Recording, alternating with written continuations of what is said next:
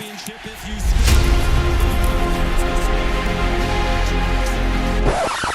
Wait, before we get to that, we must understand how we got to this point. Two of the best teams in the Big 12 over the last decade, Baylor and Oklahoma State, have been firing back and forth now since 1914, totaling 41 games.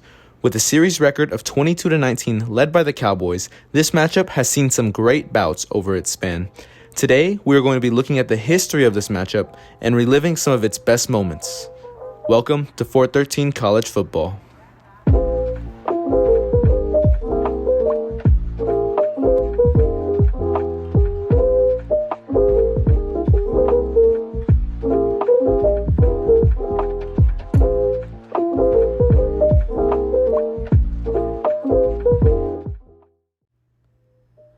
Although not an officially dubbed rivalry game by either fan base, Oklahoma State and Baylor have played each other for a very long time.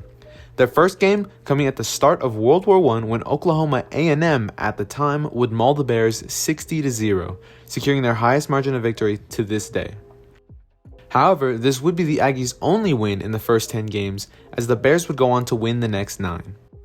Despite a dominant streak by the Bears, they only won a single game by over 14 points in a 17-0 win during the 1920 season. The recurring theme continued throughout the series is generally close Baylor wins, exemplified by Baylor's first 2 wins, which were 12-6 and 10-7, and generally well-controlled Oklahoma State wins. In fact, the Pokes have never beaten Baylor by less than 10 points. All 22 wins come by 10 or more, including many blowouts. After Baylor picked up their 9th win of the series in 1942, the Bears and Pokes would take a 30-year break before finally matching up on the gridiron again. The 1972 clash saw OSU end Baylor's win streak with a hard-earned 20-7 win in Stillwater. The Bears returned the favor in 74, while the teams again took another hiatus from matching up. 9 years later, Oklahoma would upset a 20th-ranked Baylor team in the long-gone Bluebonnet Bowl. This is, of course, the only time the two teams would meet in a bowl game, as they would become conference partners in 94 and play their first official conference game in 96, with the Pokes welcoming the Bears with a 37-17 L in late November. This began what was the worst stretch in Baylor football history as a program, and the Cowboys would only lose 1 game out of the 16 played between 96 and 2011. This included a brutal 66-24 loss by the Bears, which is still their worst point spread to OSU following World War II. Even more so, the amazing 2011 Cowboys team that got snubbed from the national title would bully the eventual Heisman Trophy winner, Robert Griffin III. They still remained the only Big 12 team he never beat by the end of his Baylor tenure. Finally, the tides began to change in 2012 as the Bears got their second win against the Cowboys in 17 seasons.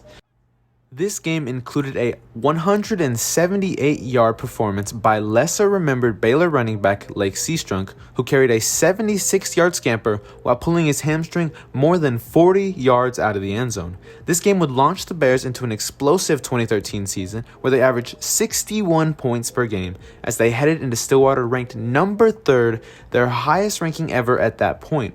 On November 23rd, for a college game day, the Bears just needed to survive the 20-degree weather to continue their dream season.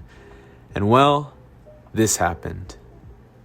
And tonight's Big 12 matchup between the Baylor Bears and the Oklahoma State Cowboys. Now it is 3rd down and goal. Linwood couldn't make it on 2 attempts, and Oklahoma State saying they got the football, and yes, they do. Oh, that's throwing it. 1st down from the 13. Shelf back again. Firing. Touchdown. Offensive line lobs to one-on-one, and again, free touchdown, Tracy Moore. Coverage. 1st down, and they flare it. They're going to throw it back now to the other side, and Shelf. 1st down, 40. 35, 30, 25, breaks free, 10. Was definitely inbounds. Touchdown. Clearly. Bad snap. Petty goes back, falls on it, loose ball picked up. The Cowboys can have a touchdown. Patman racing for the end zone.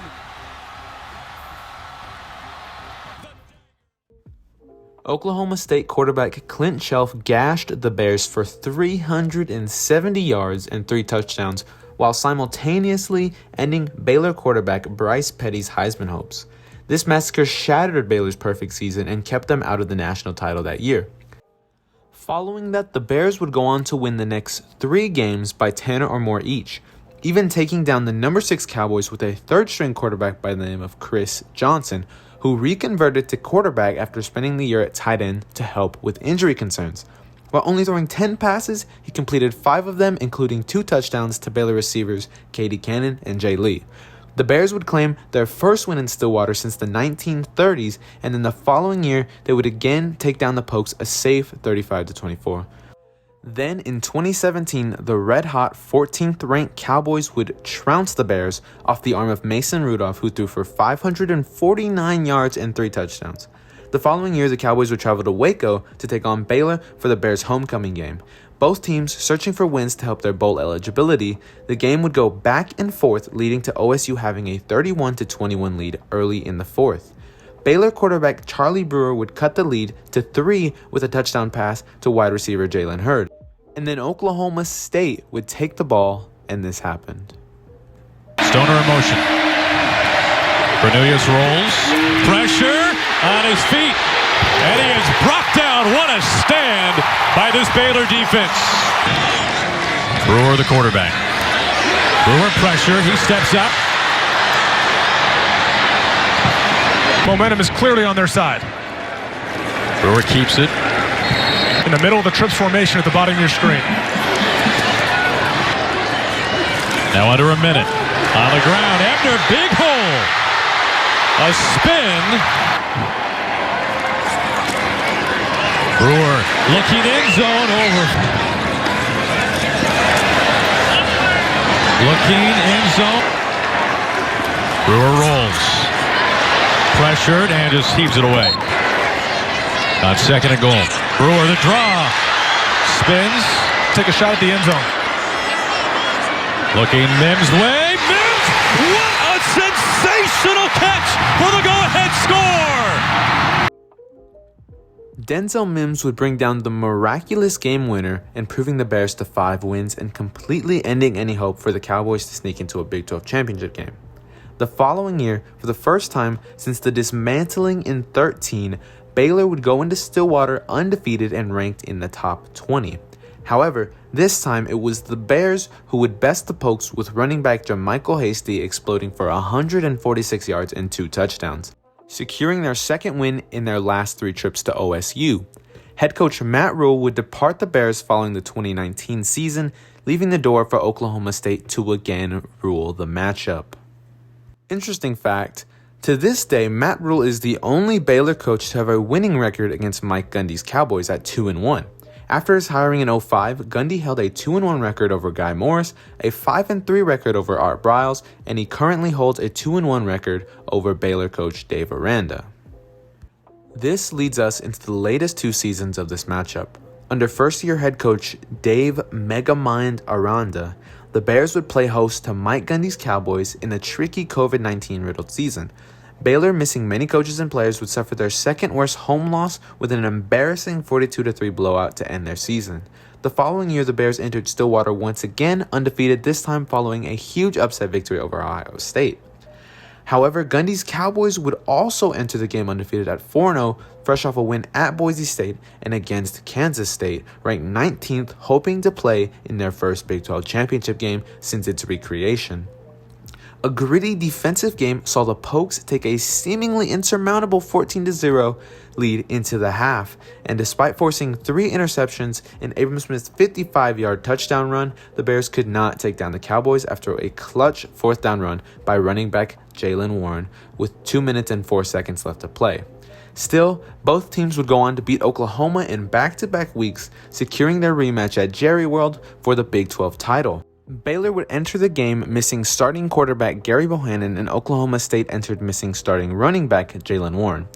The former would not seem to be an issue though, as the Bears took a resounding 21-6 lead heading into half after backup quarterback Blake Shapen threw for 17 straight completions and the Bears defense forced 2 INTs.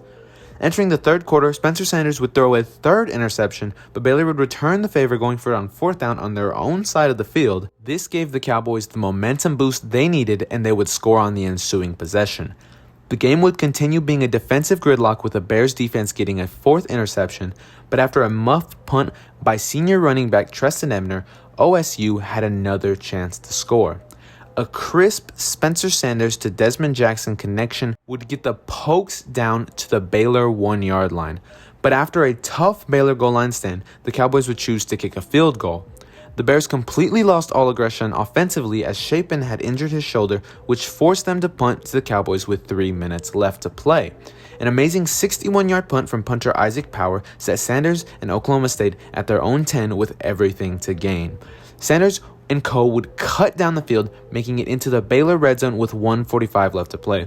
A pass interference call on 3rd and 3 seemed to signal the end for the Bears, as they would once again need to make a goal line stand. The Cowboys started at the 2-yard line, and after a total of 8 plays within 10 yards of Baylor's end zone, including their previous drive, the Cowboys would have one last play to win a Big 12 title and potentially make the college football playoff. On 4th and 1, the play that proved the old saying, football is a game of inches, and changed the history of both programs forever, and now you know everything that led up to this moment. If you score in all likelihood, and perhaps the CFP, Jackson trying to turn the corner, and he did not get there. Darren McVay raced him to the pylon and made sure he came up inches short. So that's everything to this point in time prior to the 2022 college football season. Will the Cowboys redeem themselves? Will Baylor build on their championship win? What will this matchup look like in the famed new Big 12? Only time will tell. Thanks for watching, and God bless.